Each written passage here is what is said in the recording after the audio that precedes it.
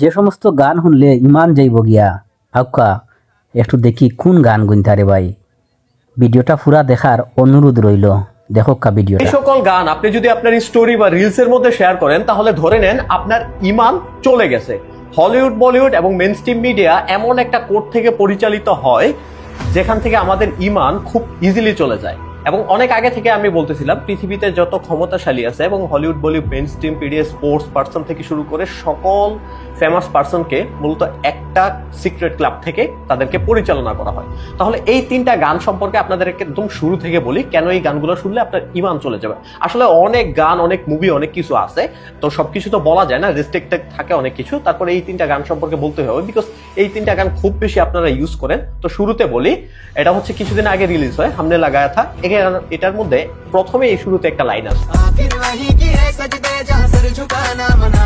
এখানে একটা লাইন আছে যে লাইনটাতে বলা হয় আখের ওহি কিয়া সাজদা যাহা সার ঝুকানা মানা থা। আমি ওই জায়গাটাতে সেজদা করছি সর্বশেষে যেখানে আমাকে মাথা নিচু করতেই নিষেধ করা হয়েছে।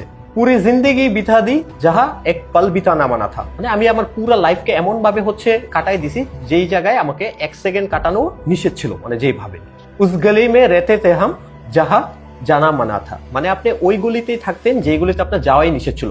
মূলত এখানে যে প্রথম লাইনটা আছে যে আল্লাহ তাআলা আপনাকে যেই জায়গায় সেজদা করতে নিষেধ করছে সেই জায়গায় আপনি সেজদা করতেছেন, এন্ড হচ্ছে যে জায়গায় আপনাকে যেতে নিষেধ করছে সেই জায়গায় যাইতেছেন, ওই যে জায়গাতে থাকতে নিষেধ করতেছে সেই জায়গাতে থাকতেছেন। এরপরে আরেকটা গান আছে কিছুদিন আগে খুব বেশি ভাইরাল হয়, আর যারা জিম টিম করেন তারা এই গানটা খুব বেশি ইউজ করেন। একটা ছেলে আছে ফিটনেস ইনফ্লুয়েন্সার, সে খুব বেশি এই গানটা ইউজ করে। তো আমি একবার এই গানটা ইউজ করার পর একজন ভাই আমাকে একজন হাফেজ, উনি আমাকে ডিটেলস সহকারে পাঠাইছিল যে কেন এই গানগুলো ব্যবহার করা যাবে। তো এই গানটা হচ্ছে me and the devil.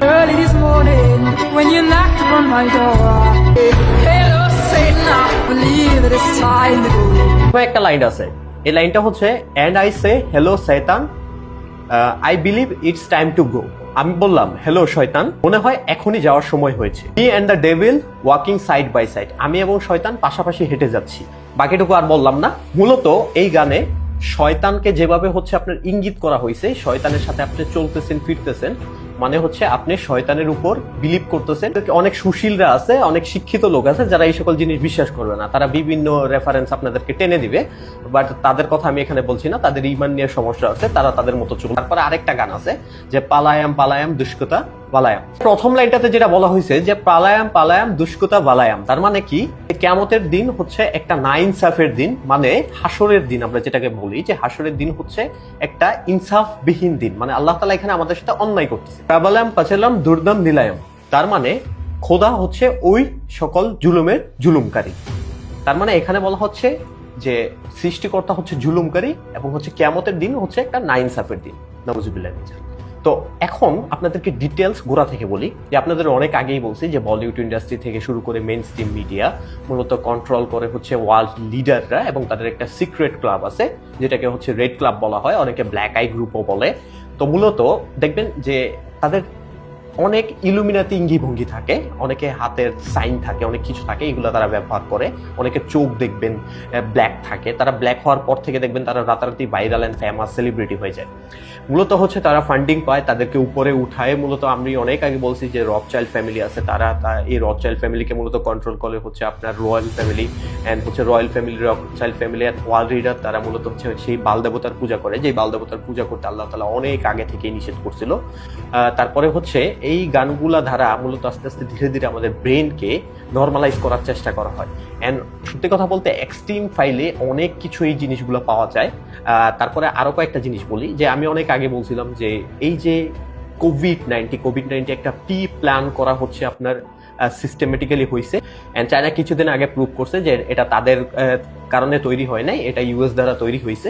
And সত্যি কথা বলতে এই যে বায়োলজিক্যাল যে এক্সপেরিমেন্টটা পুরো হিউম্যান জাতির উপর হয়েছে, এটা অনেক আগে থেকে তারা প্ল্যান করে রাখছিল। বিকজ প্ল্যানটা করছিল তারা হিউম্যান জাতির ইমিউনিটি সিস্টেমকে ধ্বংস করে দিতে চাইছিল। তারা চাইছিল যে যত সাধারণ লোক আছে তারা যেন আস্তে আস্তে শেষ হয়ে যায়, অ্যান্ড তারা ইহুদি যারা আছে ইহুদিবাদের বিস্তার যেন পৃথিবীর মধ্যে হয়। অ্যান্ড আপনি একটা মজার জিনিস দেখবেন, আপনার বিল গেটস ঠিক করোনার আগ মুহূর্তে আপনারা যে ডোজগুলো নিছেন ওই ডোজের কোম্পানির উপরে তারা প্রায় 500 মিলিয়নের উপরে তারা ইনভেস্ট করছে। কেন? তারা আগে থেকে জিনিসগুলো জানে। সো ডিটেলসলি আসলে বললে অনেক কিছু বলা যায়, বাট রেস্ট্রিক্ট থাকার কারণে আমি মুখ খুলতে পারি না।